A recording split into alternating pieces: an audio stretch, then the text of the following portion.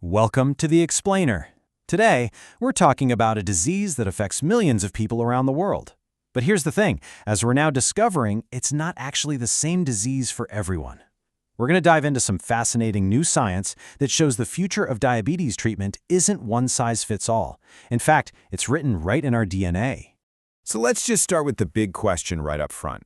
If two people walk into a doctor's office and both get diagnosed with type 2 diabetes, should they get the exact same treatment? For decades, the standard answer has been, well, pretty much, yeah. But that is all starting to change, and fast. For the longest time, we've thought about type 2 diabetes, or T2D, as this single condition where your body just struggles to handle sugar. But as this quote from a recent paper makes crystal clear, science is now confirming what many have suspected: it's way more complex. It's not really one disease, but more like a whole spectrum of conditions that just happen to end up with the same result: high blood sugar. So what is actually going on under the hood? To really get why T2D is so different from person to person, we need to look at the two main ways it can develop. Think of it as a tale of two very different problems. Okay, so on one side of the coin, you've got what's called insulin resistance. This is where your body's cells, they just start ignoring the signals from insulin to soak up sugar from your blood. It's kind of like the locks on your cells have been changed and the insulin key just doesn't work so well anymore. But on the other side, you could have beta cell dysfunction. And this is a problem right at the source. Your pancreas just can't physically make enough insulin. The factory is having trouble keeping up with demand. Now here's where it gets really interesting. It turns out our genetic ancestry can actually push us toward one of these pathways over the other. And a fascinating new study shows this perfectly by looking at the incredibly diverse populations inside Russia. Researchers took a close look at the genetics of people from the Chechen, Tatar, and Yakut populations. Why these groups? Well, because they have very different genetic histories and have lived in very different environments for centuries. They basically created a perfect natural experiment for scientists. So you have the Chechens from the North Caucasus, the Tartars from the Volga region, and the Yakuts way over in northeast Siberia, who are actually genetically much closer to East Asian populations. This incredible diversity is the secret sauce here. It's what lets us see how the genetic drivers for T2D can be so different. And this is just so crucial because, as the study's authors point out, almost all of the genetic research on diabetes so far has focused on people of Western European descent. That's left a massive, gaping hole in our understanding of this disease. This study is a huge step in finally starting to fill that void. All right, let's get to the results, because this is where we see how it all comes together. The study found these really clear ancestry-specific patterns for diabetes risk. It basically confirmed that the recipe for getting T2D is not the same for everybody. And this right here, this is the core finding. For the Yakut population, their genetic risk was mostly tied to beta cell failure, that insulin factory problem we talked about. But for the Chechens and Tatars, the primary risk was linked to genes involved in obesity and insulin resistance. Same disease name, completely different root cause.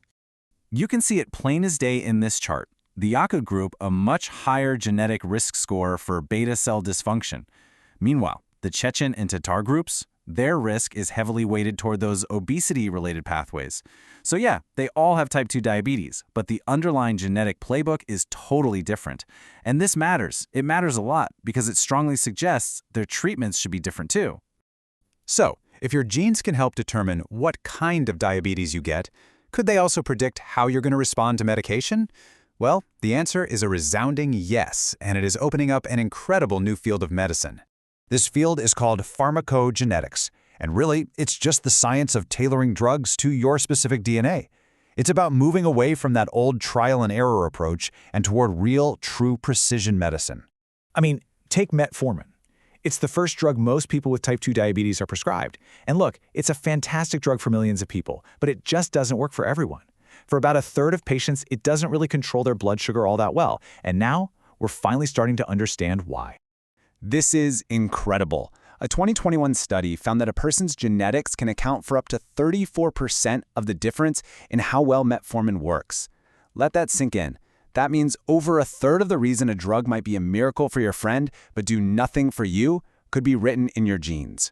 To get even more specific, the same study looked at a gene called KCNJ11, and what they found was that people with a super common variation in this gene, they had a much better response to metformin.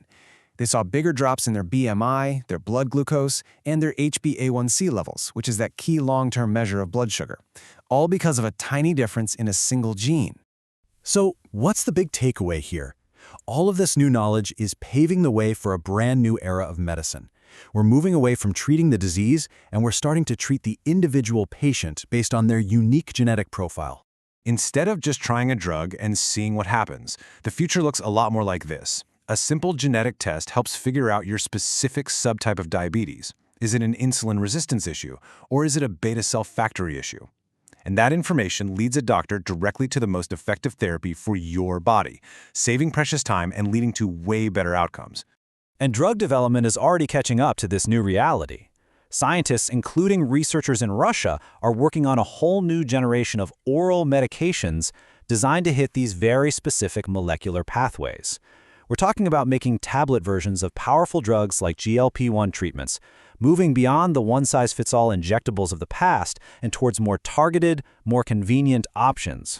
And really, as the researchers themselves put it, the goal is simple, but it's also revolutionary: to use a person's unique genetic blueprint to create a treatment plan that's just as unique as they are. It's about making medicine smarter, faster, and truly personal. It really leaves us with a pretty provocative thought, doesn't it? In the very near future, the most important factor in your treatment might not be your symptoms at all, but the information that's been coded in your very own genes since the day you were born.